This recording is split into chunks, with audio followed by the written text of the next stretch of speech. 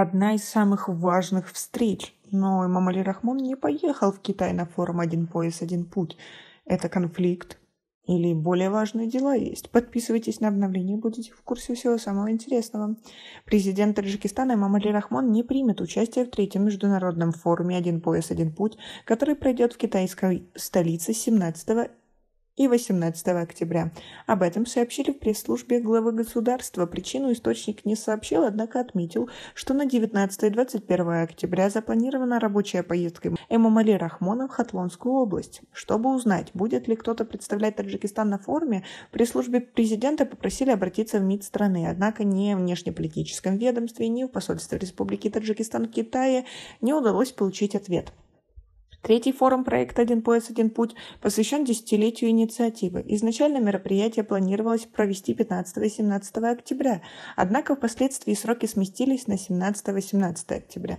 Главной темой встречи будет качественное совместное строительство пояса и пути и совместимые усилия для достижения общего развития и процветания.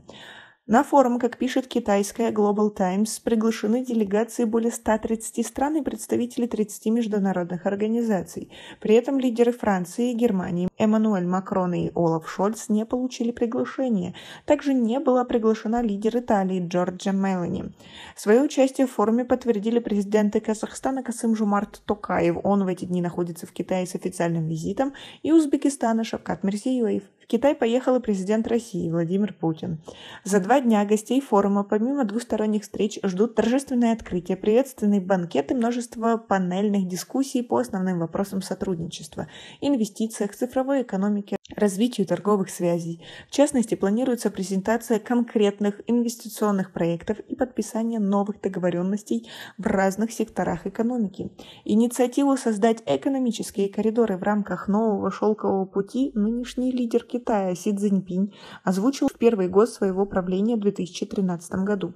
Он предложил объединить сухопутный, морской, торговые пути, чтобы эффективно и недорого доставлять товары по всему миру в страны Юга, Восточной Азии, Африку, на Ближний Восток и в Европу. Всего за эти годы к инициативе присоединилось свыше 150 стран по всему миру.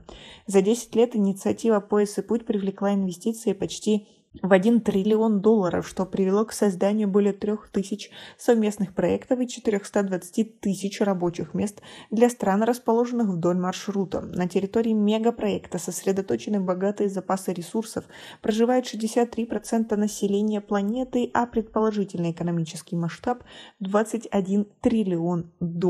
Как вы относитесь к такой инициативе и верите ли вы в нормальную ее реализацию? Как вы думаете, почему Эмомали Рахмон не появился на этой встрече?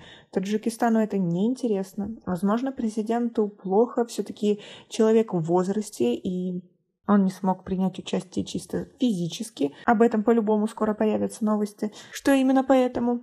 Или есть какие-то более важные дела внутри страны? Свое мнение по поводу этого напишите нам, пожалуйста, в комментарии и предположения. И как вы думаете, вообще нужно ли Таджикистану в этом всем участвовать? И у нас пока на этом все. Оцените наше видео подпиской и лайком. До скорой встречи.